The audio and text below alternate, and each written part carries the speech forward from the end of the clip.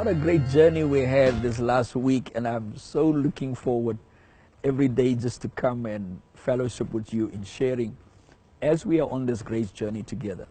Continue to communicate. It's very good to talk. If you're not clear on something, if we keep talking, things will become clear. But I was on the journey this week, and today I will get to the final point, because you've been held in suspense with the great question: can a believer fall from grace? The context of what Paul is dealing with, I gave it to you yesterday, in the whole context of in what context the book of Galatians was written, the experience of Galatian churches, Paul ministering the gospel to them. But the text I'm dealing with specifically is Galatians 5 verse 4. Paul says that if you want to be justified by the law, you have alienated yourself from Christ and you have fallen from grace. The question is, does Paul say they have fallen from grace because they have fallen in sin?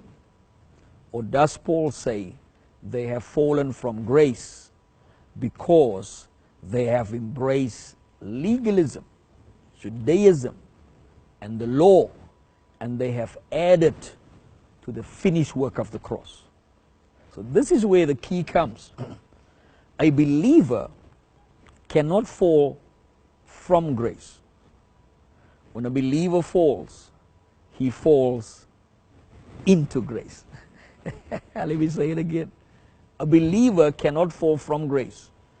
When a believer falls, he falls into grace. Because Paul is saying this in the book of Romans chapter 6, when Paul deals with these issues. He says, shall we continue in sin that grace will abound? He says, certainly not, God forbid.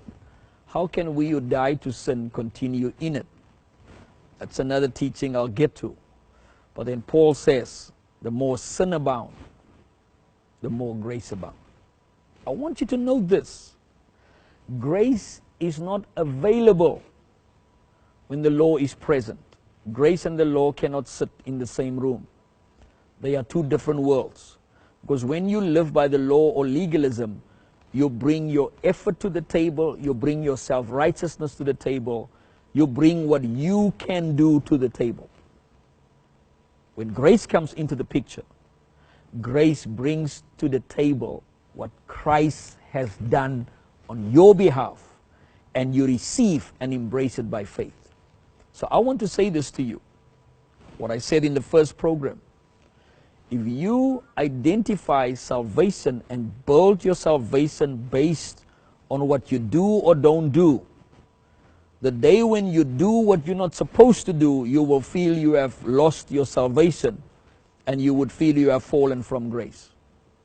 Paul's context of Galatians 5 verse 4, where he says, you who want to be justified from the law, by the law, he says you've alienated yourself from Christ and you have fallen from grace. So the context there of falling from grace is not because of sin that was committed. It was because they had the freedom of Christ. They revert back to the law and embrace Judaism, observing of days. They embrace works to justify them or to make them more right with God. So fallen from grace is not when a believer sins. Fallen from grace is when a believer turns back to the old covenant and try to live by the law. So this I want to say to you. A believer cannot fall from grace. A believer fall into grace. Because whenever a believer falls, the grace of God is available to restore you from no matter what position. Because God is greater than your failures. And there is nothing that He cannot restore. So maybe you were listening to me and you are fallen. And people now call you a backslider. I am saying to you, the day when you fell, grace was available to pick you up, to restore you, and to bring you back into fellowship with God. So let me end by chapter 5 verse 1 again, where Paul says, And it's very clear. He says, stand therefore firm in the freedom by which Christ has set you free. And do not again be entangled in the yoke of bondage. Religion binds us. They put yokes on us. But Christ has come to free us. So if you have fallen, I am saying to you, there's enough grace available for you to turn back to your Father, because Christ has tore the veil on your behalf. And it doesn't matter how far you have fallen. There is enough grace to bring you back to God. I end with this verse again. The more sin abound, the more grace abound.